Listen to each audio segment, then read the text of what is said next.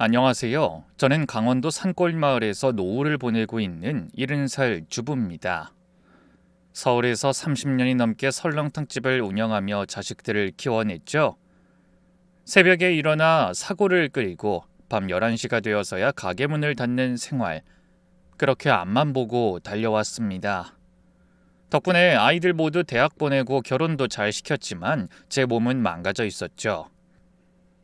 당뇨에 고혈압까지 생겨 병원에 드나들어야 했습니다. 의사는 심각한 표정으로 겁을 줬어요.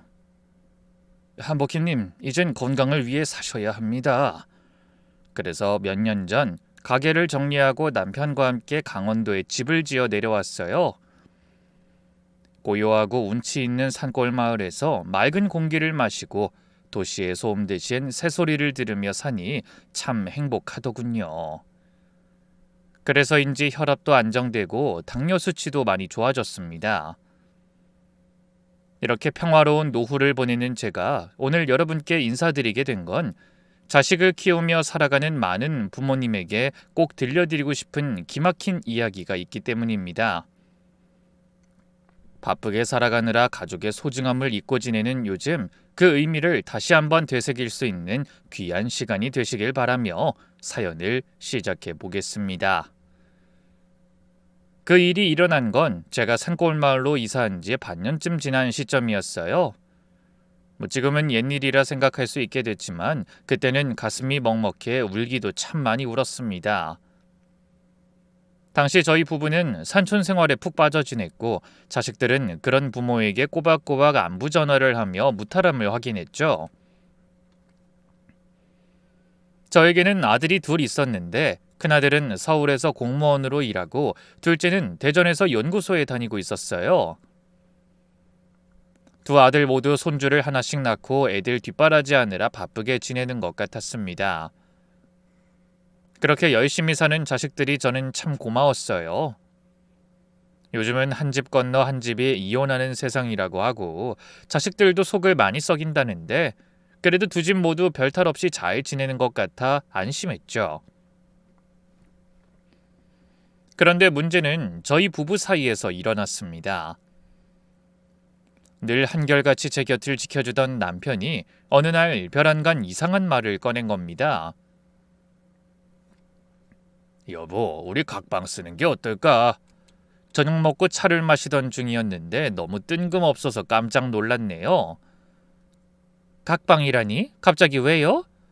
아니, 내가 요즘 이상하게 잠을 잘 못 자. 새벽에 화장실도 자주 가는데 당신 깨울까봐 미안해서 신경도 쓰이고 나이 들면 코골이도 심해진다는 것 같고. 아유, 우리가 하루 이틀 살았어요. 40년을 넘게 살았는데 그깟게 뭐 대수라고. 신경 쓰지 말아요.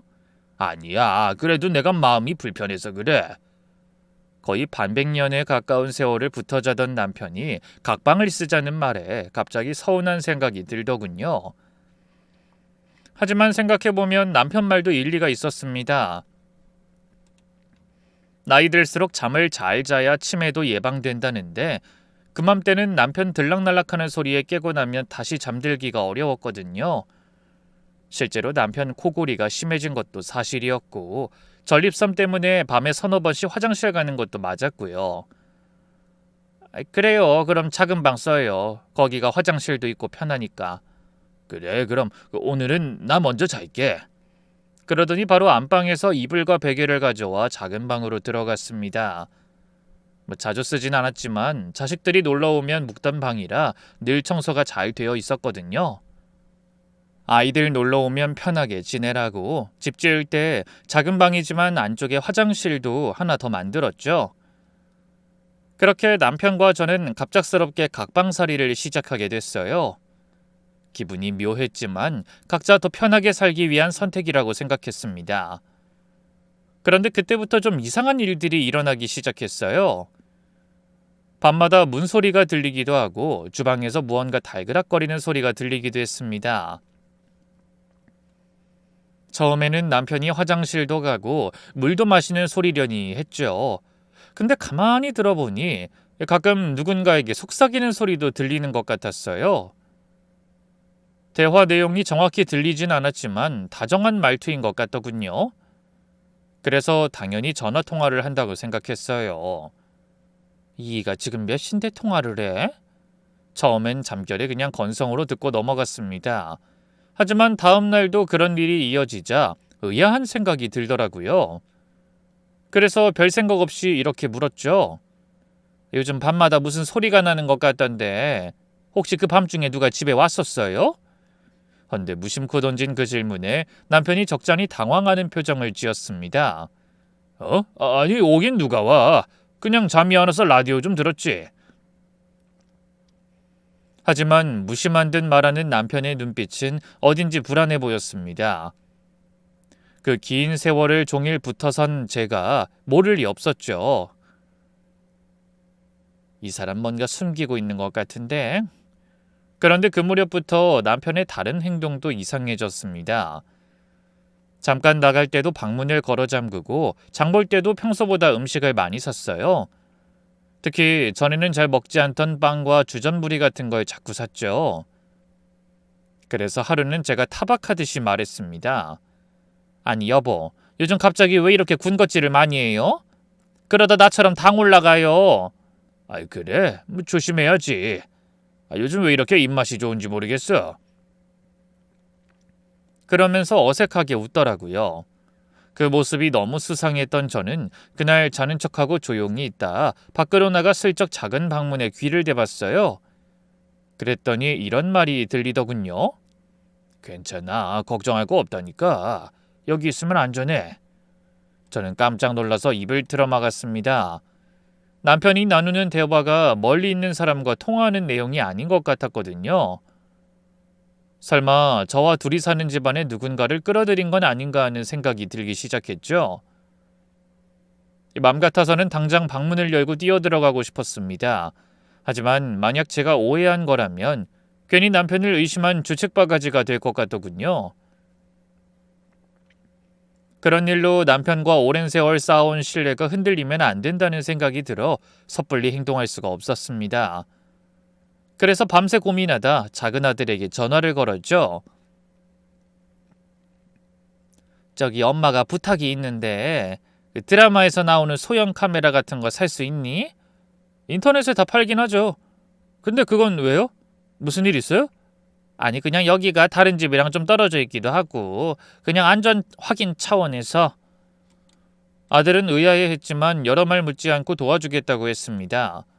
그리고 사흘 후 택배가 도착했어요. 마침 이웃에서 점심 먹자고 부르길래 저는 2통이 있다고 하고 집에 남았죠.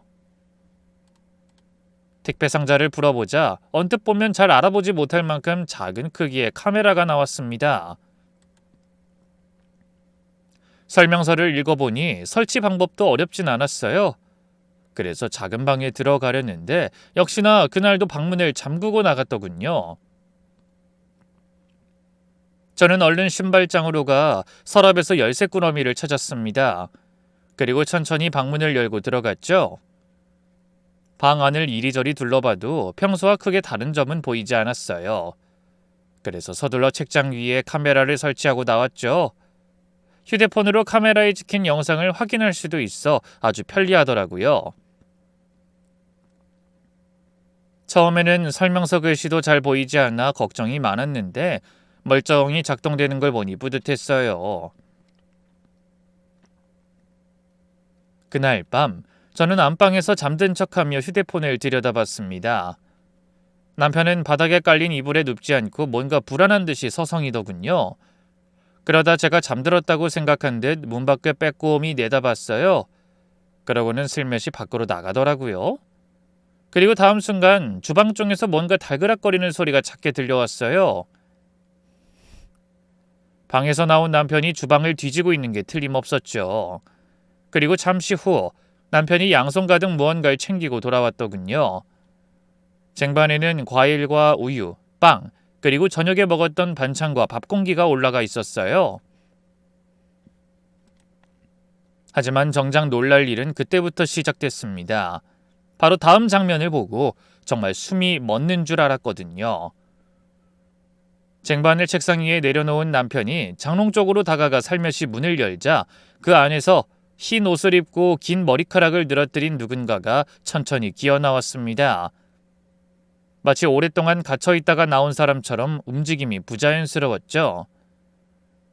남편은 그 사람을 조심스럽게 부축해서 일으켰고 둘은 카메라가 비추지 못하는 사각지대로 사라졌습니다. 저는 기겁하며 중얼거렸어요. 저게 뭐야? 너무 놀라서 휴대폰을 든 손이 부들부들 떨리고 미친 듯이 뛰는 심장이 진정되지 않았습니다. 치마 입은 걸로 봐선 분명 여자였지만 긴 머리카락에 가려 얼굴을 알아볼 순 없었어요. 저는 애써 마음을 다잡으며 좀 전에 본 장면을 떠올려 봤습니다. 이 남자가 다른 여자를 집안에 들이고 몰래 만나고 있는 거야? 미치지 않고서야 어떻게 그런 짓을... 그동안 저 여자 먹여 살리느라 장을 그렇게 한 바가지 봐온 거구나. 그제야 의문이 하나씩 풀리는 것 같았어요. 하지만 가장 큰 문제가 남아 있었죠. 작은 방에 숨어 밤마다 남편에게 밥을 얻어먹는 여자가 누구인지 그 정체를 밝히는 게 가장 큰 숙제였습니다. 당연히 그날 밤은 잠들 수 없는 불면의 밤이었어요. 온갖 상상이 머릿속을 떠나지 않았죠. 제가 버젓이 안방에 누워있는데 남편이 외간 여자와 단둘이 옆방에 있다니 기가 막혔습니다. 그래도 당장 달려들 용기는 없어 아침에도 아무렇지 않은 척 인사를 했네요. 어제 잘 잤어요? 뭐 그럭저럭. 남편은 무척 피곤해 보이는 얼굴이었어요. 눈 밑에 검은 그림자가 짙게 깔려 있었죠. 아무래도 마누라를 속이고 외간 여자를 거두는 일이 쉽진 않은 것 같았어요. 헌데 그날 오후 남편이 계속 불편한 표정을 짓더니 이렇게 말했습니다. 나 아무래도 치과에 좀 가봐야 할 것 같아. 며칠 전부터 이가 너무 아프네. 어머 그래요? 얼른 가봐요. 오래 두면 큰 돈 들 수 있어요. 그렇겠지? 같이 갈 거지? 미안해요. 난 오늘 좀 쉬고 싶은데. 그래서 그날 오후 남편 혼자 읍내에 가기 위해 집을 나섰습니다. 남편이 나가자마자 저는 얼른 작은 방 앞에 섰어요. 어떤 결과를 보게 되든 확인은 해봐야겠다고 결심했거든요. 하지만 막상 문 앞에 서자 두려움이 몰려왔습니다. 혹시 그 사람이 아직도 집에 있으면 어쩌지? 경찰을 미리 불러놓을까? 이런저런 갈등으로 한숨을 쉬다 용기를 내고 방으로 들어갔습니다. 역시나 안에는 아무도 없었고 눈을 돌려 장롱을 바라보다 마른 침을 꿀꺽 삼켰죠. 그리고 천천히 걸어가 장롱 문고리를 잡고 천천히, 아주 천천히 문을 열었습니다. 아! 장롱 안에는 정말로 누군가 흰 원피스를 입은 채 웅크리고 앉아 있었어요. 순간 너무 놀라서 뒤로 물러났다가 다시 정신을 차리고 덜덜 떨리는 목소리로 소리쳤습니다. 누구야? 귀신이면 물러가고 사람이면 누군지 정체를 밝혀! 하지만 상대는 꼼짝도 하지 않았습니다. 그 와중에도 머리카락이 얼굴을 가려서 도통 누군지 알아볼 수 없었어요. 저는 사시나무 떨듯 떨리는 손으로 휴대폰을 꺼냈습니다. 그리고 경찰에 신고하려는 순간 눈앞에 있던 여자가 천천히 고개를 들고 작은 목소리로 이렇게 말했죠. 할머니. 그 목소리를 듣는 순간 다리에 힘이 풀려 자리에 주저앉고 말았습니다. 그러다 다시 정신을 차리고 얼른 일어나 떨리는 손으로 고개 숙인 상대의 머리카락을 치웠어요.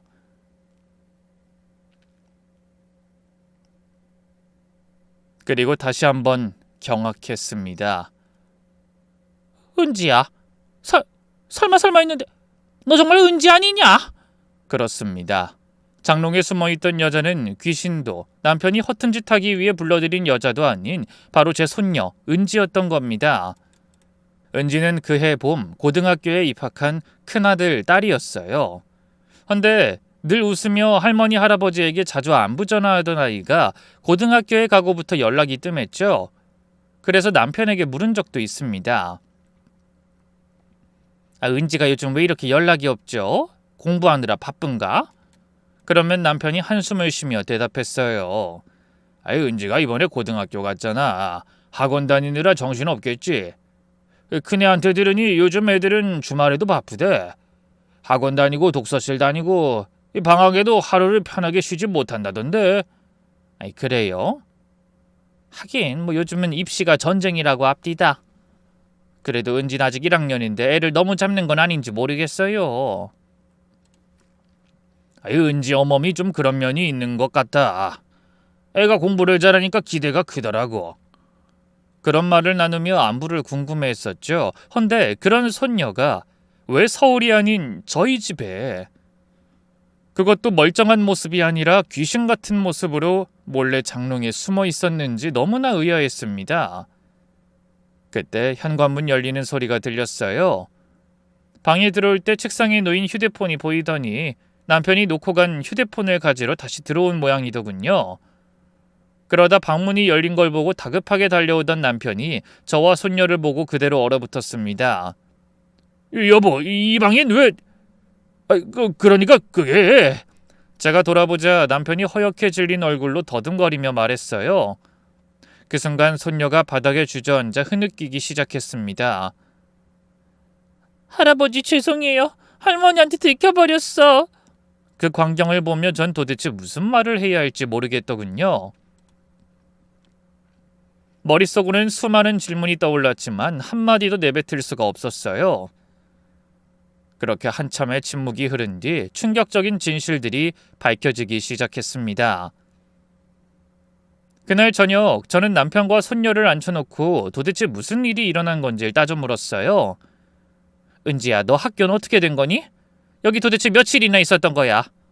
엄마 아빠 네가 여기 온 거 알고 있어? 그런 제 물음에 손녀는 고개를 푹 숙인 채 대답하지 못했습니다. 대신 남편이 한숨을 쉬며 입을 열었죠. 여보, 일단 진정해. 내가 다 설명할게. 그래서 저는 고개를 돌려 남편의 말을 기다렸습니다. 그런데 그 내용이 너무 어이없고 안타까웠어요. 손녀가 며칠 전에 가출했다는 겁니다. 부모 몰래 무작정 집을 나와 방황하다가 저희 집으로 찾아왔던 거죠. 남편의 설명은 이랬습니다. 며칠 전에 은지가 혼자 찾아왔어. 빗소리가 나기에 밖을 내다보는데 담장 밖으로 애가 왔다 갔다 하는 게 보이더라고. 비가 오는데 그 비를 그냥 다 막고 있었어. 그래서 얼른 나가서 데리고 들어오려고 했더니 애가 안 들어온다는 거야. 뭐예요? 아니, 은지야, 너 왜 그랬어? 왔으면 바로 초인종 눌렀어야지. 하지만 제 물음에도 손녀는 여전히 고개를 푹 숙이고 울기만 했습니다. 그러자 남편이 또 입을 열었어요. 무서웠겠지. 무작정 집을 나왔는데 애들이 얼마나 화를 냈겠어. 지 부모한테 연락해서 혼날까봐 망설인 거야. 그래도 일단 애를 데리고 들어오는 게 먼저 같아서 부모한테 연락 안 한다고 약속하고 안으로 들였지. 그랬더니 애가 며칠만 있다 간다고 절대 자기 부모한테 연락하지 말라고 신신당부를 했어. 저는 황당한 표정으로 화를 냈죠. 아니, 아무리 그렇다고 설마 진짜 큰애한테 연락 안 한 거예요? 애가 없어졌으면 부모가 얼마나 걱정을 하겠어요. 그것도 며칠씩이나. 지금이라도 빨리 전화해요. 그 순간 계속 말없이 울기만 하던 손녀가 갑자기 고개를 들고 저에게 매달리며 애원했어요. 안 돼요, 할머니. 저 엄마 만나기 싫어요. 할머니가 엄마한테 연락하시면 저 여기서도 나가서 아무한테도 연락 안 할 거예요. 처음 보는 손녀의 모습에 저는 할 말을 잃었습니다. 늘 밝게 웃고 애교 넘치던 손녀가 어쩌다가 이런 모습으로 나타난 건지 아무리 생각해도 이해할 수가 없었죠. 제가 입을 떡 벌린 채 아무 말도 못하고 있자 남편이 말했어요. 이거 봐. 애가 이렇게 나오는데 어떻게 연락을 해? 당장 도망간다잖아. 일단 애 안전이 먼저니까 애가 마음을 잡으면 연락하려고 했는데 근데 왜 나한테 말 안 했어요? 나는 뭐 남이에요?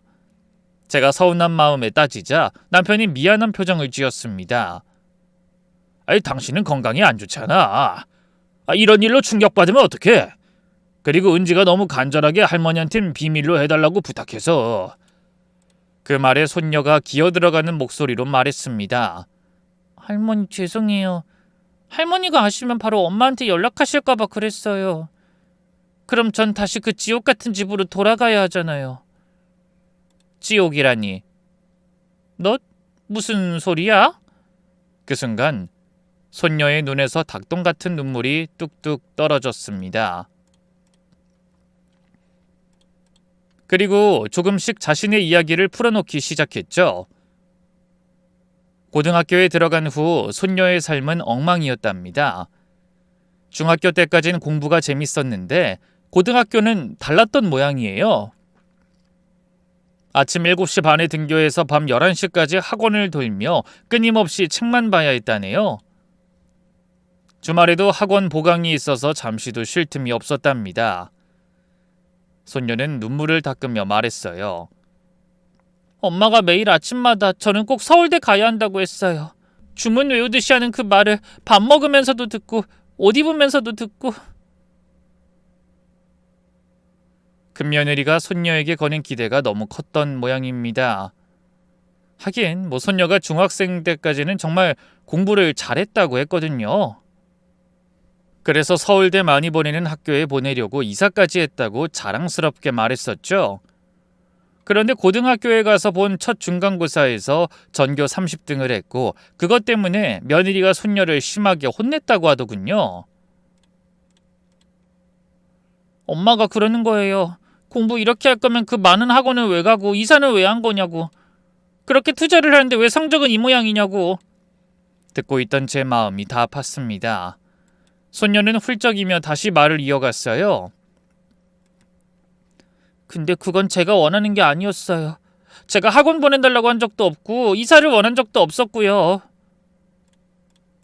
엄마는 제가 원하는 사랑이 아니라 엄마가 주고 싶은 사랑만 주면서 마음대로 따라주지 않는 저를 탓했어요. 그 후로 손녀는 더 열심히 노력했지만 성적은 오히려 떨어졌답니다. 압박감이 너무 심해서 시험만 보면 머릿속이 하얘졌다고 하더군요. 그러다 기말고사 때는 전교 80등까지 떨어졌어요. 엄마가 난리가 나서 울고불고 하더니 전부 학원 탓이라면서 또 다른 학원을 알아보고 다녔어요. 그러면서 그 학원만 다니면 다시 성적이 오르고 충분히 서울대 갈 수 있을 거라고 기대를 잔뜩 하더라고요. 그날 밤 손녀는 처음으로 세상에서 없어지고 싶다고 생각했답니다. 그래서 무작정 집을 나왔고 거리를 떠돌다 저희 집으로 왔던 거죠. 생각나는 곳이 여기뿐이었어요. 다른 데 가긴 너무 겁이 나서. 그 말에 남편이 손녀의 어깨를 토닥이며 말했습니다. 그래, 잘했어. 고맙다. 다른 곳에 가지 않고 이렇게 할머니 할아버지 찾아와줘서. 손녀의 사정을 듣고 나니 저도 더는 아이를 몰아붙일 수가 없더군요. 남편은 여전히 어두운 얼굴로 한숨을 쉬며 말했죠. 처음엔 하루 이틀만 숨겨주려고 했어. 근데 은지 상태가 너무 안 좋더라고. 언제 부모가 찾아올지 몰라 무섭다면서 이 장롱에 들어가 있어야 마음이 편하다는 거야. 어찌나 속이 상하던지. 애가 그러고 있으니 혼자 둘 수가 있어야지. 그래서 내가 그 방에서 계속 지켜봤던 거야. 그래서 남편은 은지가 안정을 찾을 때까지 기다려주기로 했답니다. 저는 안타까운 마음에 눈물을 흘리며 손녀 손을 잡고 말했어요. 그 좁은 장롱 안이 얼마나 답답했을 거야. 아휴, 불쌍한 것. 제가 안타까워하자 손녀가 고개를 저었습니다. 아니에요, 할머니. 장롱 안이 오히려 편했어요. 아무도 저를 찾을 수 없고 아무도 혼내지 않으니까. 공부하라는 사람도 없고 학원 가라는 사람도 없고. 그 말이 더 가슴 아팠습니다. 집이 얼마나 불편하고 부모가 얼마나 무서웠으면 애가 장롱 안이 편하다고 할까요? 억장이 무너지는 심정이었죠. 하지만 다음 날부터 저는 은지를 장롱에 들어가지 못하게 했어요. 대신 안방에서 저와 같이 자자고 했죠. 은지야, 네가 더는 장롱에 숨지 않겠다고 약속하면 할머니도 당분간 너희 집에 연락하지 않으마. 그러니까 이제 집안에서 편하게 지내. 그날부터 손녀는 저와 함께 자고 편하게 시간을 보내기 시작했습니다. 아침에 일어나면 같이 텃밭에 나가 상추도 따고 토마토도 따고 손녀가 도시에서만 자라서 그런지 모든 걸 신기하게 바라봤어요. 할머니, 토마토 진짜 달아요. 이런 걸 집에서 키운다니 너무 신기해요. 그래, 그거 할머니가 농약도 안 치고 직접 키운 거야. 많이 먹어. 밥때가 되면 손녀와 함께 부엌에서 요리도 했습니다. 김치찌개 끓이는 법, 나물 무치는 법을 가르쳐 주니까 아이가 곧잘 따라하며 즐거워했어요. 환하게 웃는 손녀를 보니 좋으면서도 마음이 아팠습니다. 저녁밥을 먹고 나면 다 같이 TV도 봤죠. 손녀가 예능 프로그램을 보면서 깔깔대고 웃는 모습을 보니 아직도 어린아이 같다는 생각이 들어 눈시울이 붉어졌네요. 그러다 밤중에는 야식을 먹으며 셋이서 화투도 치고 저희가 젊었을 때 이야기도 들려주고 손녀는 제가 질색하는 남편의 군대 시절 이야기를 특히 좋아하더군요. 할아버지도 그땐 패기 넘치는 젊은이였네? 그립지 않으세요? 그래도 어쩌겠니? 세월은 아무도 막을 수 없는걸. 그러면서 안타까운 표정으로 손녀를 바라봤습니다. 남편은 말하지 않았지만 속으론 무슨 생각을 하는지 충분히 알 수 있었어요. 저도 같은 생각을 하고 있었거든요.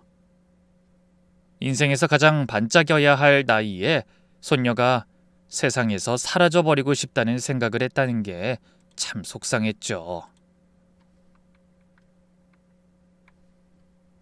하지만 저희와 함께 지내면서 손녀의 표정은 날로 밝아졌습니다. 창백했던 얼굴에 혈색이 돌고 잃었던 웃음도 되찾았죠. 손녀가 장롱을 나온 지 사흘째 되는 날에는 함께 장도 보러 갔습니다. 은지야, 할머니랑 읍내 나가볼래? 거기 가면 신기한 거 많아. 네, 가보고 싶어요. 맨날 집에만 있었더니 답답해요. 며칠 전까지도 바깥이 무서워 장롱이 좋다고 했던 아이가 웃으며 하는 말을 들으니 안심이 되더군요. 시장에서 손녀는 호기심 가득한 눈으로 이것저것 구경했어요. 할머니, 이게 뭐예요? 산나물이야. 도시에선 못 봤지? 이걸로 국도 끓여 먹고 밥도 해 먹어. 네, 신기해요. 이것도 먹는 거예요? 손녀는 눈을 빛내며 이것저것 구경하고 즐거워했어요. 그러다 허기가 느껴져 떡볶이도 사 먹었습니다. 한 입 먹을 때마다 맛있다고 감탄하는 손녀가 귀여워 저도 웃음이 났죠. 집으로 돌아오는 길에 은지가 제 팔짱을 끼고 말했습니다. 할머니, 오늘 정말 재미있었어요. 마음이 너무 편하고 신났어요. 저 이렇게 신나는 거 얼마만인지 몰라요. 그래? 아휴, 할머니도 은지랑 있으니까 좋구나. 그렇게 또 하루가 지났습니다. 하지만 그대로 아이를 저희 집에 말도 없이 계속 둘 수는 없었어요. 학교 문제도 있고 무엇보다 큰아들 내외가 너무 걱정할 것 같았죠. 그래서 아이가 잠드는 것을 확인한 뒤 남편과 상의했습니다. 저기 이제 은지가 많이 좋아진 것 같은데 애들한테 말은 해줘야 하는 거 아니에요? 얼마나 자꾸 난리가 났겠어요. 하지만 남편은 내키지 않는지 낯빛이 어두워졌어요. 은지한테 말 안 하겠다고 약속했는데 그래도 얘기는 해줘야겠지? 그럼요. 경찰에도 신고하고 그랬을 텐데 이제 애들도 벌 받을 만큼 받았을 거예요. 그러자 남편이 고개를 끄덕였습니다. 그래서 저는 조심스럽게 아들에게 전화를 걸었죠. 역시나 아들은 깊게 가라앉은 목소리로 전화를 받았어요. 엄마, 이 시간에 무슨 일이세요? 혹시 급한 일 아니면 나중에 전화 주실래요? 제가 지금 기다리는 전화가 있어서. 큰애야, 놀라지 말아라. 은지 우리 집에 와 있다. 네? 은지가 거기 가 있어요? 언제부터요? 왜 어디 아픈 데는 없는 거죠? 아들의 목소리가 떨려왔습니다. 그래, 걱정하지 마. 애가 너무 지쳐 보이길래 여기서 며칠 쉬라고 했다. 그러자 아들이 갑자기 태도를 바꿔 불같이 화를 내며 소리쳤어요. 엄마, 저 이거 얼마나 걱정했는지 아세요? 경찰에도 신고하고 저는 며칠째 회사에도 못 가고 애 찾으러 다니느라 죽는 줄 알았다고요. 애 엄만 지금 거의 제정신 아니에요. 그래, 안다. 미안해. 은지 상태가 너무 안 좋아서 그렇게 됐다. 지금은 많이 좋아졌으니까 걱정하지 마. 지금 바로 데리러 갈게요. 아들의 말에 제가 서둘러 답했습니다. 안 돼. 아직은 안 돼. 은지는 우리가 연락한 줄도 몰라. 애가 아직 너희를 만날 준비가 안 됐다. 조금만 더 기다려. 우리가 설득할 테니까. 엄마! 벌써 이게 며칠째인데. 은지를 위해서야. 지금 억지로 데려가면 더 큰일 날 수도 있어. 며칠만 더 시간을 줘라. 애가 오죽하면 집을 나왔겠니? 그래도 다른 데 안 가고 여기로 온 게 얼마나 고마운 일이니? 근데도 여기도 안전하지 못하다고 생각하면 혹시 또 어디로 가버릴지 겁이 난다. 저의 긴 설득 끝에 결국 아들은 마지못해 동의했습니다. 알겠어요. 그럼 은지 좀 괜찮아지는 것 같으면 연락해 주세요. 애 엄마가 알면 당장 데리러 간다고 할 텐데 제가 어떻게든 설득해 볼게요. 그래, 내가 애 상태 봐서 전화하마. 그런데 그 통화가 문제였습니다. 당연히 아들이 며느리를 잘 설득했을 거라고 생각해 안심하고 있었는데 갑자기 새벽에 초인종이 울리는 겁니다. 저희는 놀라서 허둥대는 사이 참다 못했는지 문을 두드리는 소리도 들려왔죠. 어머님, 아버님, 문 좀 열어주세요. 큰며느리 목소리였습니다. 저는 당황해서 얼른 달려나가 문을 열었어요. 아니, 이 새벽에 기어코 온 거니? 좀 기다려주기로 했잖아. 그러자 흥분한 며느리를 붙잡고 있던 아들이 말했습니다. 엄마, 죄송해요. 이 사람이 도저히 못 참겠다고 해서 막을 수가 없었어요. 그 말에 다시 며느리를 바라보니 눈이 퉁퉁 부어 있었고 얼굴이 말도 못하게 초췌해져 있었죠. 어머니, 은지 어딨어요? 당장 데려가야 해요. 며느리의 목소리에는 화가 잔뜩 나 있었습니다. 그 순간 작은 방 문이 열리고 남편이 나왔어요. 그리고 남편의 뒤로 손녀가 덜덜 떨며 서 있었죠. 은지야! 손녀를 본 며느리가 득달같이 달려가며 소리쳤어요. 너 미쳤어? 일주일 넘게 연락도 없이 사라져서 학교도 안 가고 여기서 뭐 하는 거야? 애가 놀라서 뒷걸음질 치더군요. 엄마. 하지만 며느리의 눈엔 손녀의 눈물이 보이지 않는 모양이었어요. 당장 옷 갈아입어. 지금 바로 집에 가야 해. 그러면서 손을 뻗자 손녀가 비명 같은 소리를 질렀습니다. 싫어요. 안 가. 뭐라고? 너 지금 뭘 잘했다고 엄마한테 큰 소리 치는 거야? 그때 저희 남편이 나섰습니다. 얘야, 잠깐 진정해라. 애한테 그렇게 소리 지르면 어쩌니? 그러자 며느리가 고개를 휙 돌리더니 남편을 노려보며 화를 냈죠. 아버님, 어머님도 너무하셨어요. 어떻게 일주일이 넘도록 애를 데리고 계시면서 이제야 연락하실 수가 있어요? 저희가 얼마나 걱정했는지 생각 안 해보셨어요? 평소 시부모에게는 고분고분하게 자라던 큰며느리가 그날은 아예 눈에 뵈는 게 없는 모양이었어요. 하긴 딸 자식이 일주일이나 연락이 없었는데 그걸 시부모가 말을 안 해줬다니 화낼 만도 한 일이었죠. 남편도 그런 며느리의 마음을 알기에 노여워하지 않고 조심스럽게 말했습니다. 그래, 그건 미안하구나. 그래도 이렇게 억지로 끌고 가면 더 큰일 날 수도 있어. 표정 좀 봐라. 하지만 며느리는 들으려 하지 않고 무조건 손녀를 데려가려고 했어요. 그런 모습을 보며 이번엔 큰아들이 나섰습니다. 은지야, 엄마가 화는 났지만 다 너를 걱정해서 그런 거야. 아빠가 알잖아. 아빠가 중간에서 잘 말할 테니까 일단 집에 가자. 가서 얘기하자. 큰아들의 말에도 손녀는 고개를 저으며 거칠게 반항했어요. 싫어. 집에 가면 또 공부하라고 할 거잖아. 학원 공부 이제 듣기만 해도 지긋지긋해. 그 말에 며느리가 소리치며 말했어요. 당연하지. 아무리 싫어도 공부는 해야지. 네 미래가 달린 일이야. 이렇게 방황하는 동안에도 다른 애들은 다 공부하고 있어. 제발 정신 차려, 은지야. 그 말에 은지가 아예 목 놓아 울며 바닥에 주저앉았습니다. 그것 봐. 엄만 공부밖에 모르잖아. 내가 얼마나 힘든지, 혼자 왜 여기까지 왔는지 관심도 없잖아. 결국 보다 못한 제가 나섰습니다. 얘 제발 그만해라. 애가 여기까지 오면서 무슨 생각을 했겠니? 오죽하면 여기를 왔겠어? 어머니, 죄송하지만 이번만큼은 어머니 말씀 따를 수가 없어요. 은지 지금 데려갈게요.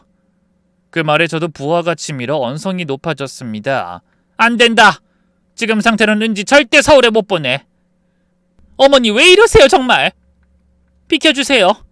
은진 제 딸이라고요. 하지만 저는 손녀를 뒤로 감추며 말했습니다. 부모면 딸이 얼마나 힘든지 알아줘야지. 애가 죽을 것 같아서 도망쳐왔다는데 왜 이렇게 고집을 부려? 그때 큰아들이 자기 마누라를 말리더군요. 여보, 제발 진정해. 엄마 말씀 맞아. 지금은 은지가 안정을 찾는 게 먼저라고. 그러자 며느리가 아들을 도끼눈으로 노려보며 말했어요. 뭐? 당신은 누구 편이야? 애가 일주일이 넘게 학교를 안 갔어. 근데 또 그냥 돌아가자고?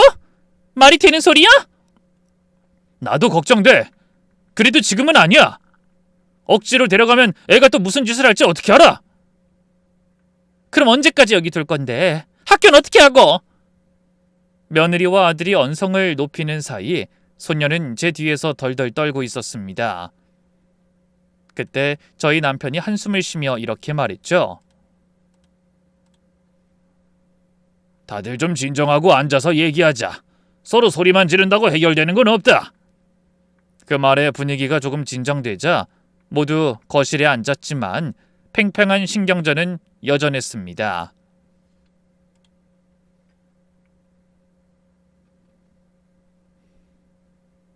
며느리는 손녀를 당장 데려가겠다고 고집을 부렸고 저와 남편은 안 된다고 막았죠. 어머님, 아버님, 은지는 제 딸이에요.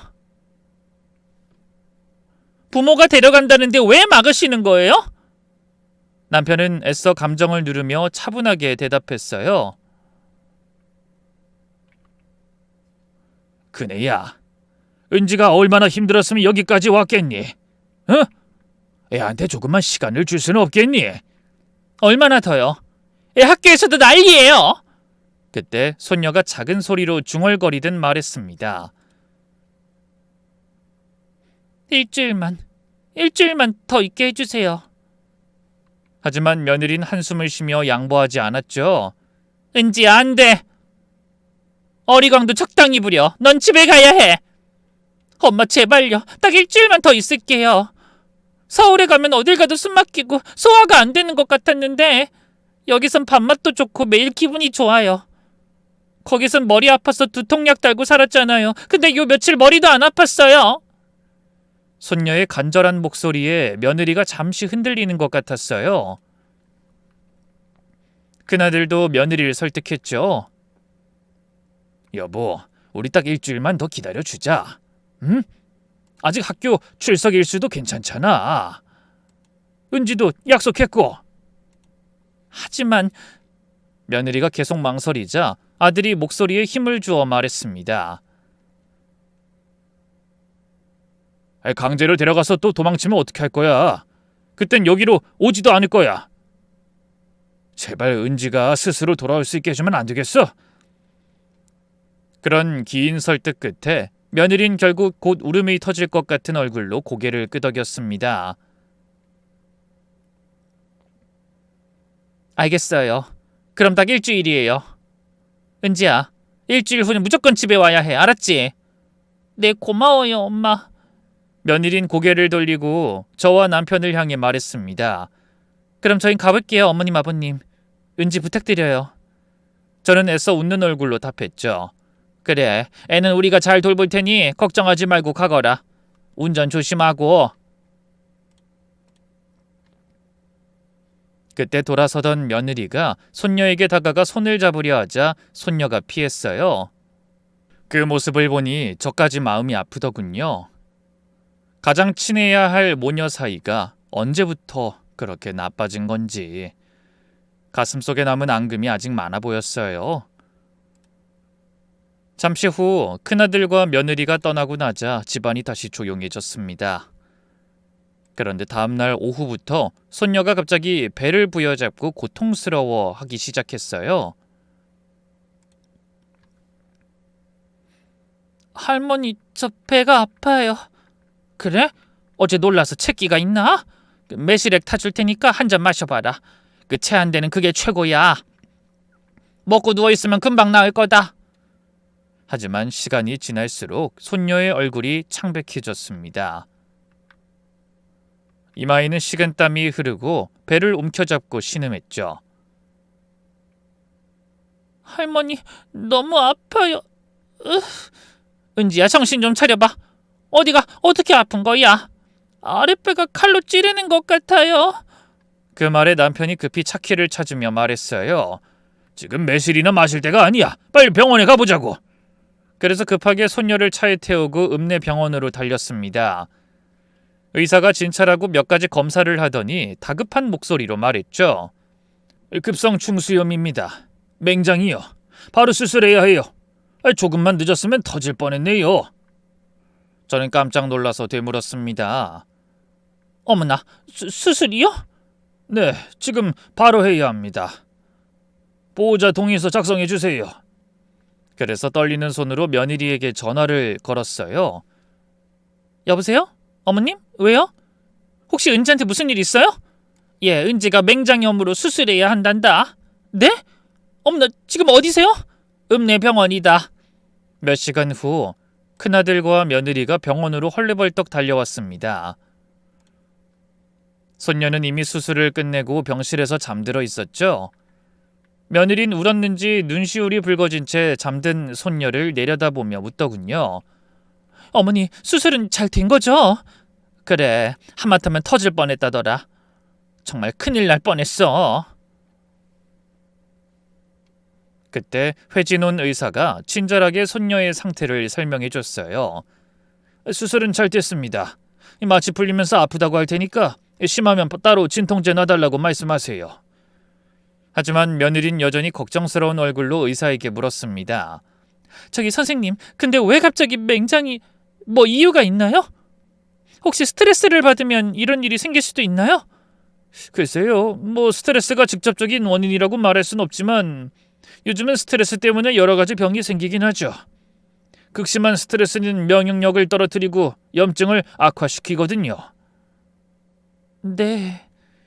며느린 뭔가 복잡한 감정이 느껴지는지 아무 말도 하지 못하고 고개를 돌려 핏기 없이 잠들어 있는 손녀를 바라봤습니다. 잠시 후 마취에서 깨어난 손녀가 저희를 바라보며 힘없이 웃었죠. 할머니, 할아버지, 저 진짜 죽는 줄 알았어요. 저는 얼굴이 반쪽이 된 아이가 안쓰러워 손을 쓰다듬으며 말했습니다. 은지야, 이제 좀 괜찮아? 네, 이제 안 아파요. 그 순간 며느리가 손녀 곁으로 다가가며 말했어요. 은지야, 엄마가 미안해. 하지만 손녀는 자기 엄마를 보고도 아무 말 없이 고개를 돌렸습니다. 상처가 아물 때까지 일주일 정도 입원이 필요했는데 그때도 손녀는 며느리를 거부했어요. 처음에 당연히 엄마인 며느리가 병실에 남겠다고 했지만 손녀가 고개를 젓더니 이렇게 말했죠. 난 할머니가 편한데 할머니가 계시면 안 돼요? 그 말에 저는 어쩔 수 없이 고개를 끄덕였고 며느린 눈물이 그렁그렁한 얼굴로 힘없이 돌아섰습니다. 하지만 서울로 가진 않고 저희 집에서 먹고 자며 매일같이 병원으로 딸을 보러 왔어요. 이번 사흘째, 손녀가 잠든 사이 며느리가 저에게 조용히 말했습니다.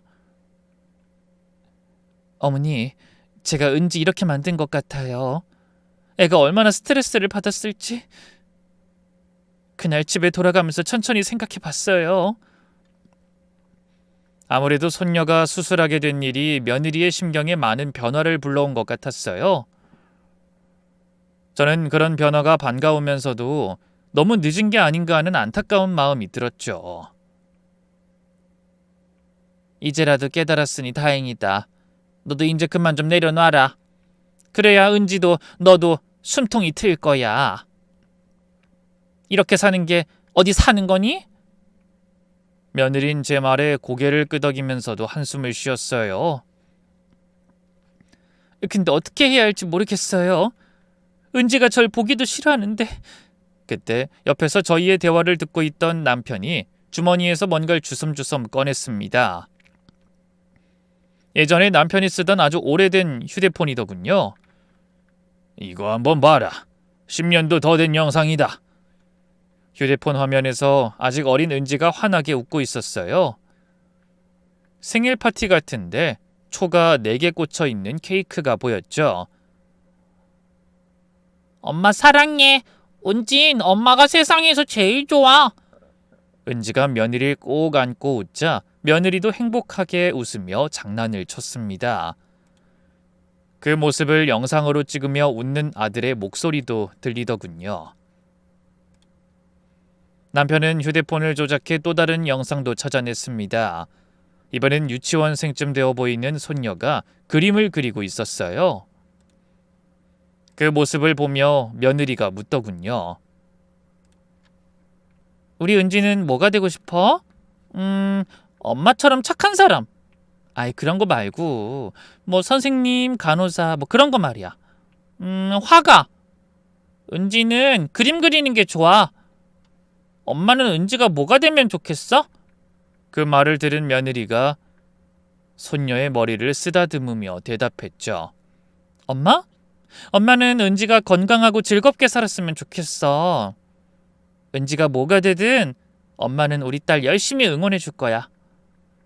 영상을 보던 며느리의 눈에서 눈물이 흘렀습니다.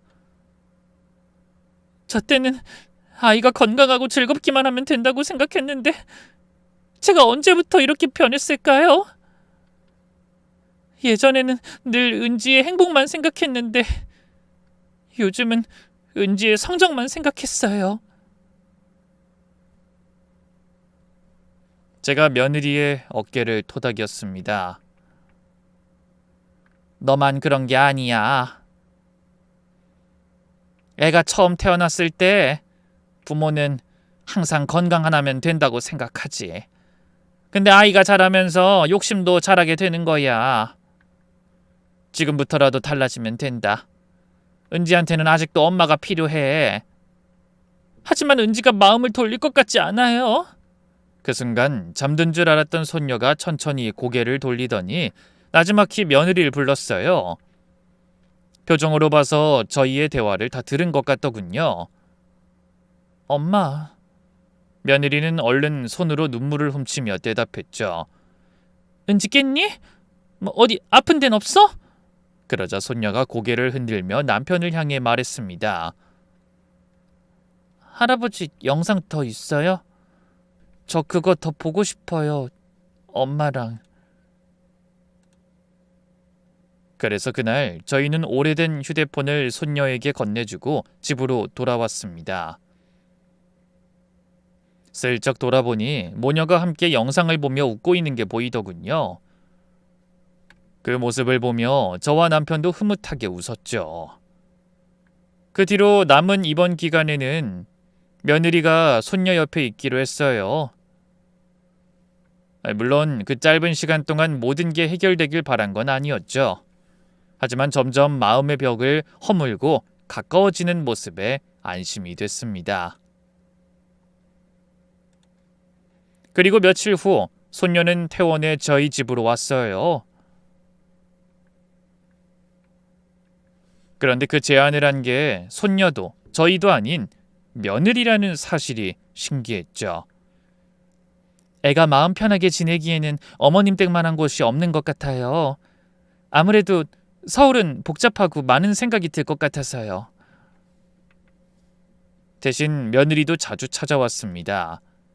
하지만 예전과는 달리 손녀에게 공부 얘기는 한마디도 하지 않았죠.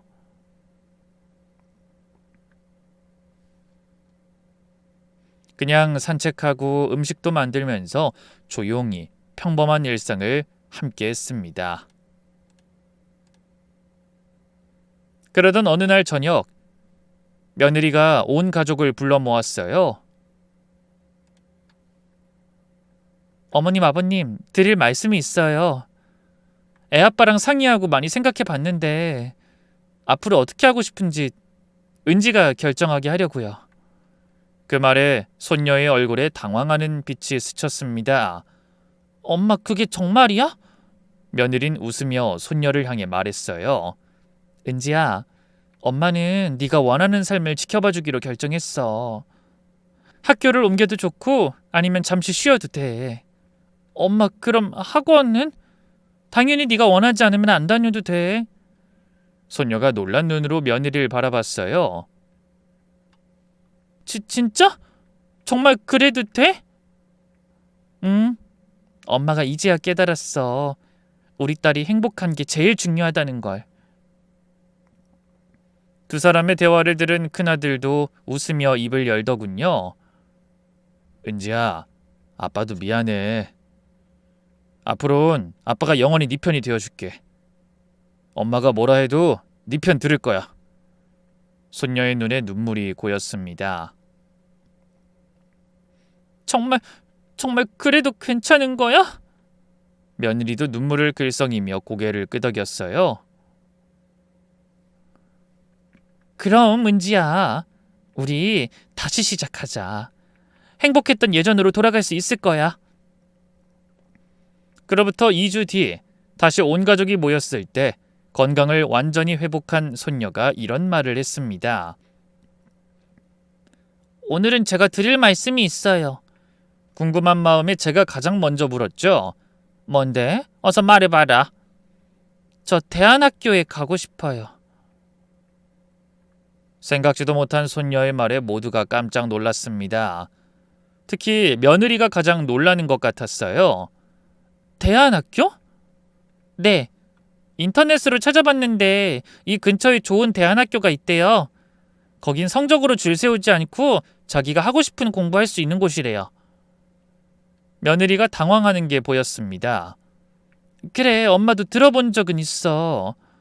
하지만 그런 곳에서 적응할 수 있겠니? 차라리 더 쉬다가 내년에 다시. 이번엔 저희 남편이 나섰습니다. 내 생각엔 좋은 것 같구나. 무엇보다 은지가 스스로 결정한 거잖아. 그네 네가 그랬잖니. 은지가 하고 싶은 일 하도록 지켜봐 줄 거라고. 그 말에 저도 동의했습니다. 그래, 은지가 원하는 걸 해보게 하자. 자기가 원하는 일을 선택하고 그 일에 책임지고 그걸 배워가는 게 당장의 성적이나 대학보다 중요한 일이잖니? 며느린 갈등하는 표정이었지만 결국 고개를 끄덕였습니다. 네, 그럴게요. 은지가 원하는 일이라면. 그런데 그때 손녀가 또다시 조심스럽게 입을 열었어요. 그리고 제가 하고 싶은 일이 한 가지 더 있어요. 그 말에는 큰아들이 궁금한 눈으로 묻더군요. 한 가지 더? 뭔데? 그림을 제대로 배우고 싶어요. 이번에도 며느리가 가장 크게 놀랐습니다. 그림? 그래, 은지 너 그림 그리는 거 좋아했지? 며느리 마치 오래전 기억을 더듬듯이 천천히 말했죠. 너 어릴 때 미술대회에서 상도 여러 번 받긴 했는데 엄마가 그런 걸 다 잊고 있었나 봐. 그래, 한번 열심히 해봐. 엄마가 응원할게. 그 말에 큰아들이 불쑥 끼어들었죠. 왜 당신만 응원해? 은지야, 아빠도 응원해. 우리 은지는 뭐든 잘할 거야. 아니, 잘 못해도 괜찮아. 하고 싶은 거 원 없이 하다가 다른 게 하고 싶어지면 그때 또 도전하면 되는 거야. 저와 남편은 활짝 웃는 큰아들 가족을 흐뭇하게 바라봤습니다. 그런 일이 있고 얼마 후 손녀는 직접 알아본 대안학교에 들어가 즐거운 학교 생활을 시작했어요.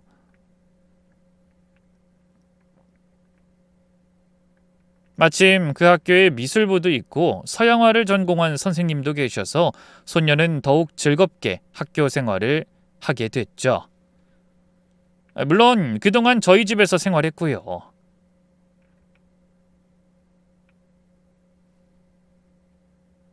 며느리와 아들은 그 점이 안타까운 것 같았지만 그 덕에 주말마다 내려오는 아들 내외를 볼 수 있어 저희도 좋았습니다.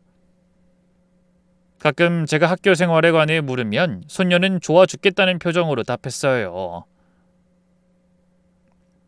할머니, 학교가 이렇게 가고 싶은 곳인 줄 예전엔 몰랐어요. 전엔 학교에서 보내는 1분 1초가 숨막히고 괴로웠는데 지금은 시간 가는 줄 모르겠어요. 그리고 아무도 저한테 뭔가를 강요하지 않지만 제가 한 모든 일엔 제가 책임을 져야 한다는 게 신기하고 즐거워요. 이제야 제 인생을 제가 만들어가는 기분이 들거든요. 그로부터 벌써 3년이라는 시간이 흘렀어요. 소녀는 즐겁게 대안학교 생활을 마치고 당당히 서울에 있는 미대에 합격했죠. 비록 예전에 며느리가 원하던 서울대는 아니지만 미술에서만큼은 손꼽히는 최고의 대학이라고 하더군요. 저희 부부는 이제 그런 아이의 미래를 멀리서 응원하고 있답니다. 지금 생각해보면 오래전 그날 손녀가 비를 맞으며 저희 집에 찾아온 것은 단순한 도피가 아니라 살고 싶다는 간절한 외침이었던 것 같습니다. 다행히 저희가 그 외침에 답하며 손녀는 웃음을 찾고 저희 역시 아이와의 행복한 시간을 선물 받게 됐죠. 오늘 낮에도 손녀가 전화해서 이런 말을 하더군요. 할머니, 저 다음 주말에 내려갈게요. 할머니 된장찌개가 너무너무 먹고 싶은 거 있죠? 솔직히 우리끼린 비밀이지만 엄마 찌개에서는 그 맛이 안 나요. 너희 엄마 들으면 서운하겠다. 그래, 언제든 와. 우리 은지가 좋아하는 거 많이 해놓을게. 이번에 가면 할머니 요리 비법 꼭 적어와야겠어요. 엄마한테 교육 좀 해드리게. 뭐야? 의젓하게 자란 손녀의 너스레에 저는 크게 한바탕 웃었습니다. 여러분, 저는 그 일을 겪기 전까진 이만큼 나이를 먹으면 세상의 이치와 사람 사는 법에 대해 알 만큼 안다고 생각했어요. 하지만 손녀의 일을 겪으며 저 역시 많은 것을 배웠답니다. 우리 어른들이 아이들에게 줄 수 있는 가장 큰 선물은 좋은 성적도, 좋은 대학도 아닌 있는 그대로의 모습을 사랑하고 믿어주는 것이라는 사실을 말이죠. 물론 당시에는 갈등하며 힘들어하는 아들 내외와 손녀를 보는 게 무척이나 가슴 아팠어요. 하지만 저는 이제 큰아들네 가족이 세상 어떤 가족보다 행복하다는 것을 확신합니다. 그 아이들은 완벽하진 않지만 서로를 있는 그대로 받아들이고 사랑하는 법을 배웠으니까요. 마지막으로 이 사연을 함께하신 모든 부모님께 당부드리고 싶은 말씀이 있습니다. 내가 바라는 아이들의 모습이 아닌 지금 내 아이들이 원하고 꿈꾸는 삶이 어떤 것인지 그 작은 목소리에 귀 기울여 주시길 부탁드립니다. 그래야 더 이상 저희 손녀처럼 장롱에 숨어 눈물 짓는 아이들이 없을 테니까요. 그럼 이 부끄러운 저희 가족 이야기에 함께해 주신 모든 분께 감사드리며 저는 이만 물러가겠습니다. 모두 쌀쌀해지는 날씨에 감기 조심하세요.